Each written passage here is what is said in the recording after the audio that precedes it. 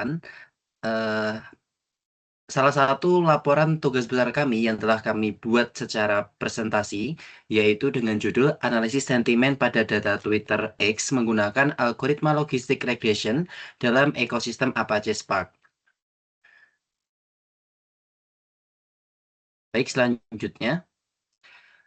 Hal-hal yang melatar belakangi dalam penelitian kami adalah bahwasanya yang pertama terkait tantangan big data yang berupa data-data dari opini Twitter atau X.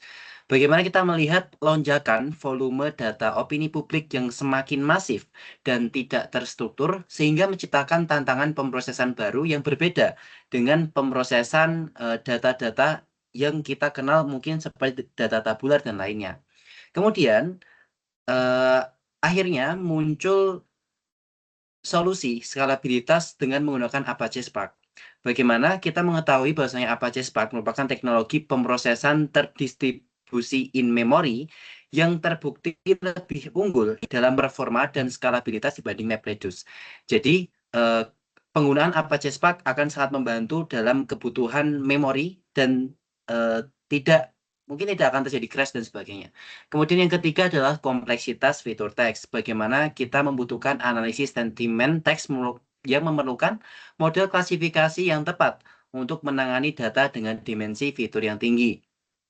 Kemudian, selanjutnya adalah efektivitas dari algoritma logistik regression sendiri. Bahwasanya sebuah penelitian telah membuktikan model ini memberikan hasil terbaik dengan akurasi 61% untuk analisis sentimen penggunaan berbahasa Indonesia.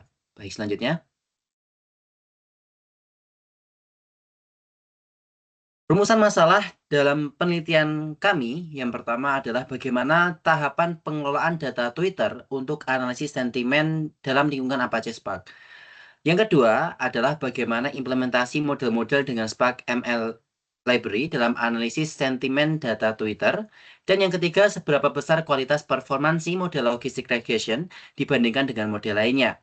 Yang mana rumusan-rumusan ini akan kami perjelas dengan hasil dan juga pembahasan dalam presentasi kali ini dan juga laporan yang telah kami eh, kirimkan.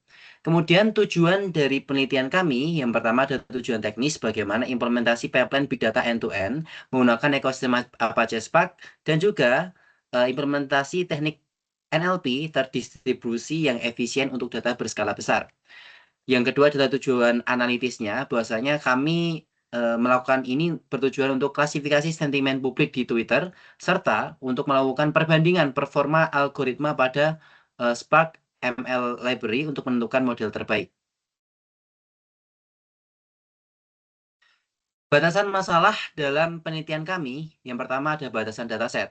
Bagaimana kami menggunakan integrasi 3 dataset Twitter, ada sentimen 140 dan juga yang lainnya. Kemudian bahasa yang kami gunakan untuk dataset ini adalah bahasa Inggris. Yang kedua, terkait volume dan distribusi. Bahwasanya kami menggunakan data dengan jumlah baris sebanyak 1,6 juta dan proporsi yang cukup seimbang, di mana antara label sentimen positif dan label negatifnya itu seimbang di sekitar 800.000.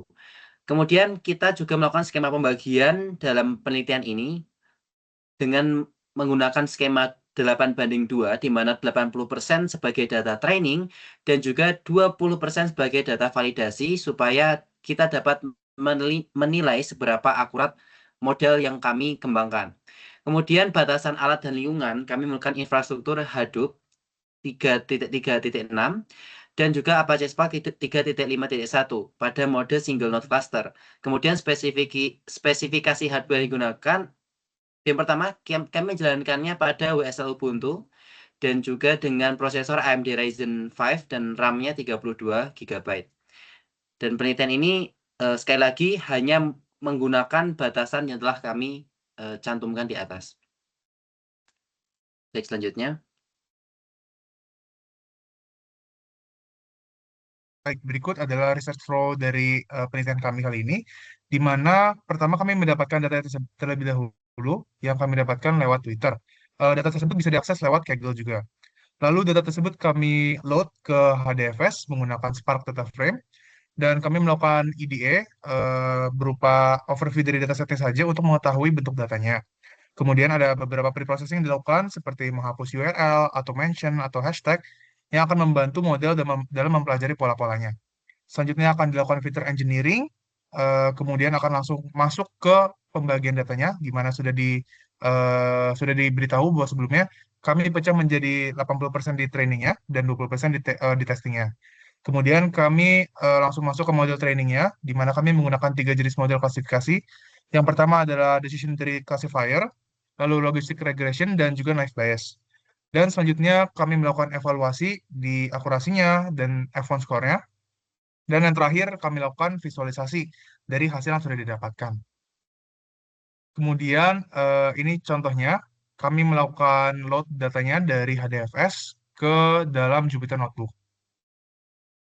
Dan ini salah satu contoh dari ide tahap awalnya. Kami dapatkan informasi bahwa sentimen positif dan sentimen negatifnya cukup seimbang atau cukup stabil di angka 800 ribuan per masing-masingnya. Seperti itu. Selanjutnya akan dilanjutkan oleh rekan saya. Baik, terima kasih. Selanjutnya, kita akan masuk ke tahap yang krusial sebelum masuk ke tahap pemodelan, yaitu adalah pre-processing dan feature engineering. Nah, seperti yang bisa lihat di salin dia ini, untuk data media sosial itu biasanya sangat kotor. Maka dari itu kita melakukan hal yang akan ditampilkan di slide ini, yang akan kita proses pada datanya. Nah, yang pertama itu ada kita menghapus URLs, mentions, dan hashtag. Karena elemen ini tidak memberikan makna sesuatu terhadap label yang tersedia dalam analisis sentimen kita. Setelah itu kita melakukan case folding atau mengubah semua teks menjadi huruf kecil atau lowercase. Jadi agar sistem itu tidak menganggap kata seperti kata bagus, di mana B-nya itu huruf besar, dan bagus, di mana B-nya itu huruf kecil sebagai dua entitas yang berbeda. Lalu di sini kita melakukan menghapus special characters dan juga melakukan white space normalization. Fungsinya buat apa? Buat membuang simbol-simbol atau kata-kata atau karakter yang tidak berguna dan merapikan spasinya juga. Nah, bisa dilihat di tabel perbandingan di kanan, teks yang tadinya penuh dengan URL, tautan, simbol, hashtag, kini menjadi lebih bersih dan siap untuk diproses lebih lanjut. Boleh next. Nah, selanjutnya kita masuk ke bagian feature engineering. Nah, pada tahap ini, komputer itu belum bisa membaca representasi teks. Jadi, maka dari itu kita mengubah representasi teks tersebut menjadi angka melalui 4 tahap. Yang pertama itu adalah tokenizer, di mana tokenizer ini kita memecah kalimat menjadi potongan kata individu. Jadi bisa lihat dari contohnya, di sini ada my whole body feels itchy, itu merepresentasikan satu entitas. Cuma ketika kita melakukan tokenizer, dia menjadikan 5 entitas. Nah, selanjutnya kita melakukan stop words remover, di mana kita membuang kata-kata yang tidak bermakna, seperti this atau is, agar modul fokus kepada kata intinya. Bisa dilihat dari contohnya, di sini ada kata seperti this is fun. Setelah kita apply stop words removal, kata yang available itu hanyalah kata fun saja. Lalu selanjutnya kita di sini menggunakan hashing term frequency, di mana hashing term frequency itu kita memetakan kata-kata tersebut menjadi indeks angka menggunakan fungsi hash dan juga menghitung frekuensinya. Nah, setelah itu kita lakukan IDF atau inverse document frequency, dan di mana tahap ini itu memberikan bobot atau weighting ke kenapa dilakukan bobot atau weighting, karena kata yang terlalu umum muncul di semua dokumen itu akan diberi bobot kecil. Lalu model itu bisa lebih fokus kepada kata-kata yang benar-benar unik dan juga bisa mewakili label atau representasi sentimen tertentu. Nah, setelah itu kita bisa melakukan ekspor lebih lanjut mengenai data yang sudah dipersiapkan. Boleh di next slide. Nah, di sini ada EDA lanjutan. Nah, untuk yang bagian pertama, di sini kita lihat mengenai representasi labelnya. Nah, di sini bisa lihat dari grafik distribusi menggunakan bar chart, ada sekitar 804.000 data yang bersentimen negatif dan 843.000 kurang lebih untuk data yang sentimennya positif. Nah, bisa dikatakan dari representasi visualisasi ini, keseimbangan data itu penting kan, dan juga agar model itu tidak berat sebelah atau bias terhadap salah satu kategori. Maka dari itu kita tidak perlu melakukan handling imbalance data. Lalu boleh next slide. Nah, untuk visualisasi data lanjutannya, di sini kita melakukan frekuensi kemunculan kata terhadap satu kata saja atau unigram. Nah, bisa dilihat pada sentimen negatif yang sebelah kiri, kata-kata yang mendominasi adalah kata kerja sehari-hari seperti get, go, work, dan tentu saja seperti kata-kata seperti set yang muncul di jajaran yang ada tampil di bar chart tersebut.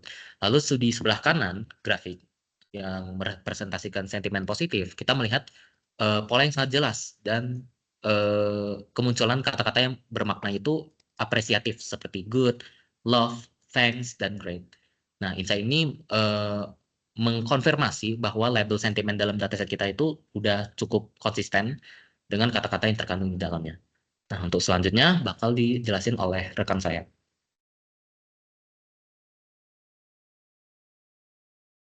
Baik, selanjutnya itu adalah visualisasi kemunculan kombinasi dua kata atau bigram. Dapat terlihat pada hal ini ya bahwa terdapat dominasi dari ungkapan penyesalan dan beban kerja seperti I'm sorry dan backward pada sentimen negatif. Sementara itu, sentimen positifnya didominasi oleh sapaan dan harapan yang baik seperti good morning dan good luck. Selanjutnya.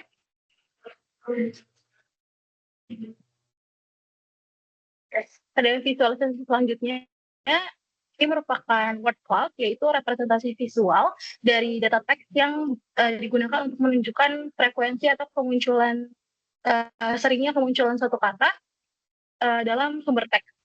Dapat dilihat bahwa pada bagian unigram, sentimen negatif itu menunjukkan kata get dan word yang terlihat cukup besar. Sementara itu pada sentimen positif terlihat kata good dan day yang juga cukup besar dan berwarna lebih pekat dibanding kata-kata lainnya. Sementara itu pada visualisasi diagram terlihat bahwa kombinasi kata yang terlihat besar adalah looks like dan I'm going. Sementara pada sentimen positifnya itu terlihat good luck dan good night.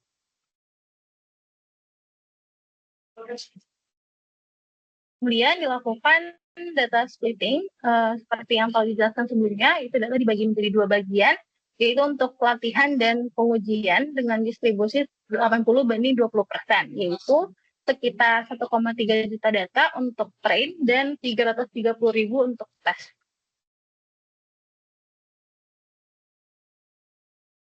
Kemudian dilakukan implementasi model. Pada bagian ini yang pertama dilakukan implementasi model menggunakan decision tree classifier, di mana model itu dilatih menggunakan data latih yang 80% dan parameter kedalaman maksimumnya itu adalah sebesar 10 untuk mengontrol kompleksitas model dan juga mengurangi overfitting.